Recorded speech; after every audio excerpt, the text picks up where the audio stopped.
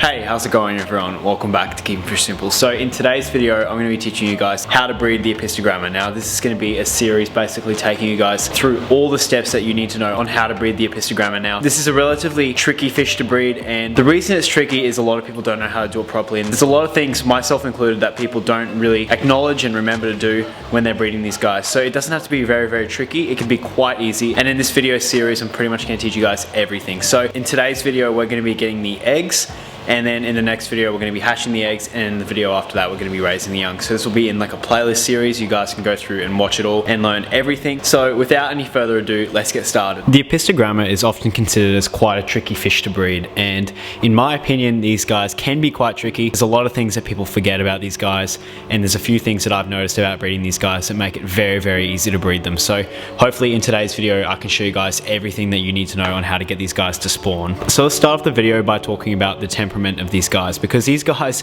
have quite a lot of personality compared to quite a lot of the other fish in the aquarium hobby. These guys are extremely smart. I've noticed they have a lot of personality.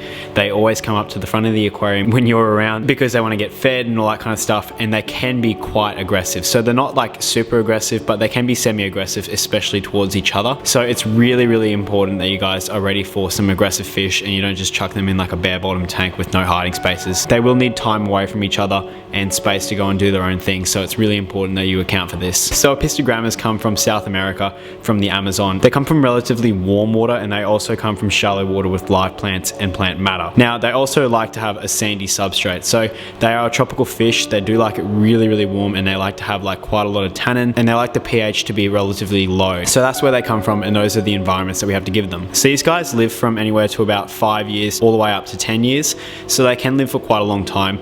The males actually aren't fertile for very long, only a couple of years, so it's important that when you're breeding you don't just get a really old male that's already done all his breeding, because otherwise his fertility is just not going to be good and you're not going to get as many fish. Now the males can get anywhere up to 10 centimeters long, and the females normally stay around 5 centimeters, so it's really easy to tell the males from the females. So tank setup for breeding these guys is going to be about a 10 gallon to 20 gallon aquarium. I'd definitely push to get a 20 gallon aquarium, but I wouldn't go higher than a 20 gallon because you're going to want them to have as much space as possible to do all their breeding, and you don't want them to have too much space where they're not going to be able to find each other and breed properly. So anywhere from about 10 gallons to 20 gallons is perfect for these guys. You're also going to want to provide a bunch of hiding spaces. So the aquarium these guys are in is a 20 gallon planted aquarium. If you guys are using liters, this is an 80 liter aquarium, and it's heavily planted with a bunch of easy to grow plants and a bunch of driftwood and all that kind of stuff for these guys to go and hide in. Now they also like sand, so I definitely recommend adding sand instead of gravel or over having a bare bottom tank, because it does make a big difference to their happiness. You're also going to need to have some type of cave. So I like to use coconuts cut in half, as you can see here, and these are what they're going to breed in. So they go inside the cave and then they're going to lay their eggs and do all the breeding inside of that. So it's really important that you have this, because otherwise they're not going to really be able to breed. I've seen people use like PVC and stuff like that to create caves, and you can do it, but the coconut is just so natural and there's nothing that really beats it. Like I said, you're going to want to have a ton of leaf litter, so I definitely recommend adding some Indian almond leaves or some other kind of leaf litter. Do your research before you add any leaves to your aquarium, but Indian almond leaves are really good because they lower the pH and they bring a lot of tannin into the water and darken it up, and they absolutely love it. And you're also going to want like a soft filter. So I like to use like a sponge filter. I don't use anything special. I like to let the plants do the work and soak up all the nitrates and ammonia and stuff like that, and then I just have a really soft filter in there to add some beneficial bacteria to cycle the aquarium out and keep it safe for these guys. So when conditioning these guys, you're going to want to keep the temperature from about 23 to 25 degrees Celsius, and if you guys are using Fahrenheit, that's 72 to 78 degrees Fahrenheit. You're going to want to keep them in a pH from about 6 to 7.5. They don't really like hard water, so that's just something to note. So these guys breed in pairs, and this is going to be probably the biggest challenge out of the whole entire process. So a lot of the time when we buy these guys from the stores, they are sold as juveniles, and they're very hard to sex because they're similar sizes. They don't have very distinguishing features, and it makes them very hard to tell whether there's a male and a female. But once they get older, they are way easier to tell the male and a female apart. But getting a pair, you're just going to want a male and a female. So I'd recommend getting like a few of them. I'd recommend getting like 6 of them, raising them up in a community aquarium, and then picking out the males and the females that just naturally start to stick together and pair off. And then determining the gender is quite tricky when they're young, but as I said, once they get a bit older, the males are double the size of the females, and the males are often quite brighter. They have a lot of color, so you can see the male right in front of me here. he is full of color, he's got really good finnage, and he's got that split fin at the back of him. So the females don't have that. He's got like really big fins, and the females are often yellow. So when they start breeding, they'll go really yellow. Their belly's going to be so yellow, and they're going to start to get really deep color. So let's quickly talk about conditioning these guys, because we're going to want to condition them, and then we're going to want to try and spawn them. So that's the way I like to do it. And conditioning these guys is not tricky at all, and this is kind of like a part where a lot of people can stuff up. You're going to want to heavily feed live food. So I love to feed lots of different ones, but I especially love to feed lots of live blackworms.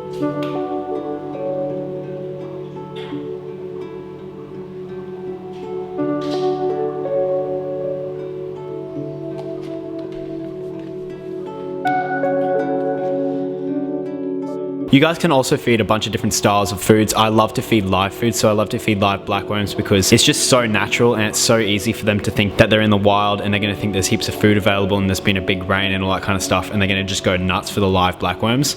The thing about live blackworms as well is they can stay alive in the aquarium for times when you're at work and stuff like that, so you can add quite a bunch of them, and they're going to be able to graze and feed on them pretty much all day while you're at work. So it's just a really beneficial food to feed them as well. It really does make a big difference to the success of breeding these guys. But you can also feed a bunch of different other styles of foods, like frozen foods and stuff like that. So the other thing that I often recommend to people is to feed frozen bloodworms. Frozen bloodworms are a really good alternative to live blackworms. They're often similarly priced, but you're not going to want to feed like Daphnia and Cyclops and things like that, because they're often too small, because these guys are like a little bit bigger than some of the other fish that I tend to breed. So that's a really important thing to note. You're just going to want to feed lots of worms. So lots of live blackworms. You're going to want to feed heavily, like 3 to 4 times a day, and get the female super fat and thinking that there's so much food available. Now, another little trick is to also feed lots of little baby food. You're going to want to feed small amounts of baby brine shrimp and little microworms and stuff like that, just to let the female know that there's heaps of food available for fry if she's going to start to breed, because they are extremely intelligent and they're going to be able to tell whether it's safe to breed or not, and if there's even any point in breeding. So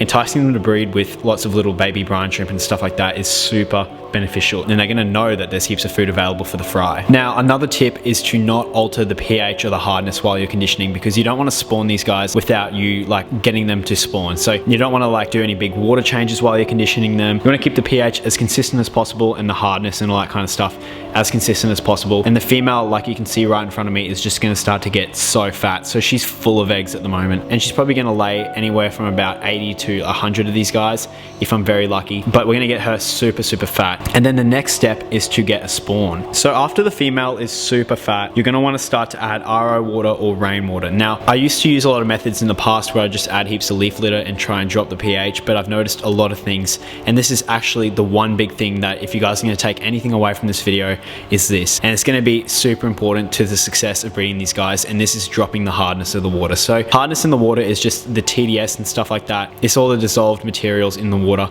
You're going to want this to nearly be 0. You're going to want it to be so soft and have nothing in it, so that these guys think that they're actually in the Amazon. So I like to do this by using rainwater. Now you guys can use RO water, and you guys can do your own research on this. So basically, once these guys have gotten fat, you're going to want to do a couple of water changes and add rainwater or RO water and bring that hardness and pH down significantly to entice these guys to breed, because they'll think it's been a big rain. And then the next thing you're going to want to do is bump the temperature up a couple of degrees. So I like to bump it up to about 27 degrees Celsius or 80 degrees Fahrenheit, and this is going to entice them to start to spawn. And then the other thing you're going to want to do is obviously add leaf litter. Leaf litter is going to help bring the pH down, but it's also going to make the aquarium a lot more dark, and they're going to think that it's time to spawn. So my main pieces of advice are to bump up the temperature a couple of degrees, bring the hardness down significantly, bring it down to like 0 TDS. You're going to want it like to have pretty much nothing in the water, and then bring the pH down as well, and they will start to spawn. So basically my plan is now this female is super fat, and this male is really getting feisty, and they both want to breed. So I've been interrupting them for a couple of days so that I could get this footage, but she's sitting around the cave, she's going inside of it and getting ready to spawn and all that kind of stuff. So I'm guessing they're going to have eggs in a couple of days. I've been doing a lot of pH lowering. The TDS in this aquarium is almost at 0, and the pH is like a 6.2 or 6.5 or something like that. So the pH as well in this aquarium is very low. So I'm going to bump up the temperature. These guys should spawn within the next couple of days. Normally what's going to happen is the female is going to go into one of those caves, like you can see up here. She's going to go into one of those caves. The male's going to sit outside and she's going to lay the eggs and bring the male in, and he can do his good old business. And then after that, we're going to have to hatch the eggs and do all that kind of stuff. So I'll see you guys once these guys start spawning. Okay, so it's been about a day and a half since the last time I recorded, and they were showing all their spawning and breeding behavior. And we have had a spawn. So I didn't get any footage of the spawn.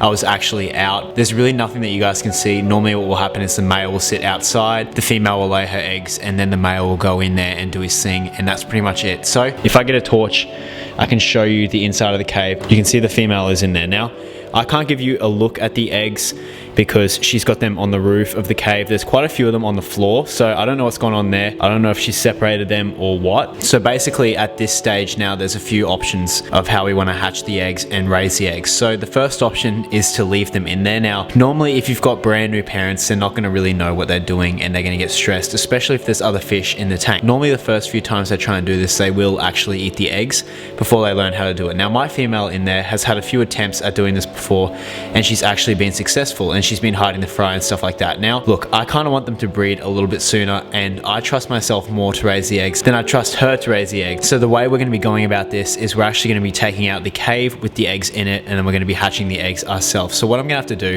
is get a container, and I'm going to get some aquarium water from in here with a bit of methylene blue, and we're actually going to take the eggs out of the aquarium. Now, it's up to you guys whether you want to just leave them in there, because it makes it a lot easier if she just hatches them for you, and then you can just take the fry out yourself. Personally, I need a new batch, and I kind of need these guys to keep spawning and making more eggs, so I'm just going to take the eggs out now.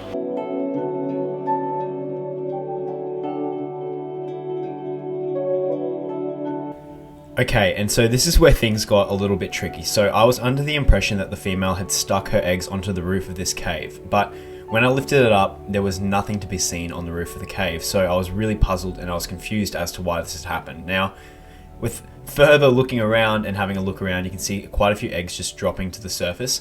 And what she had done is she had hidden them in the corner because she knew that I had been taking them out by just removing the cave. So she wanted to have as much security as possible, and she hid them in the back corner. So what you can see me doing here is I'm about to grab a turkey baster, and I grabbed the turkey baster and pretty much just sucked all the eggs up and got as many as I could find. And I looked in here for like an hour just trying to find all the eggs, because you can see how hard they are to find. They're so tiny, and you can see how stressed out she got. So I was going around, I was collecting all the eggs and trying to find all the little ones that I could still salvage. But normally she doesn't do this. Normally she puts them on the roof of the cave, and it's a lot easier to remove them because they're just literally stuck to the item. And what you can see me doing here is I'm just lifting up the other cave, because normally what the female will do is she'll go around and she'll find all the eggs that she can salvage, and then she'll put them into the other cave and hide them somewhere so she can rear up the batch. Now, I had to make sure that there was no eggs in there, first of all, so I got a bigger batch, but also so she would lay more eggs later, because otherwise she'll commit to this batch and just raise up like 7 fry, because they are really intelligent.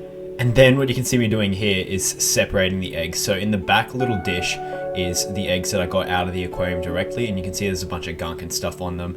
And then what I'm doing is I'm moving them into the front dish, and I'm just taking out all the eggs and making sure I'm getting as little amount of gunk as possible just to separate them, and then I could do a count. And we did really good job. I got all of the eggs that I could find in there, and I separated them and got them really clean. So this also will remove any like fungus and stuff on them, and it's really beneficial. So you can see they're a really light orange color. I actually took a little photo and counted them all, and we got 97. So I'm not sure how many of them will be able to become actual fry. I'm guessing about 85 will become actual fries. So now we have to set up like a little mini incubator. So what I'm doing here is taking water from the actual aquarium where they were laid, and then I'm setting up a little incubation system in one of my little fry trays and making a little area. So basically the reason I'm putting them in here, this is just with a batch of rainbow fish eggs.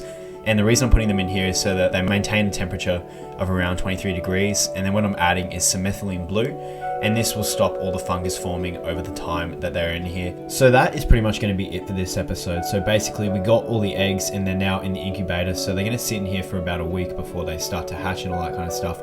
So that'll be in the next episode. So if you guys want to watch that, that'll be in the playlist. And pretty much that's going to be it for this episode. So thank you so much for watching it, guys. I really do appreciate it, and I'll see you guys in the next one.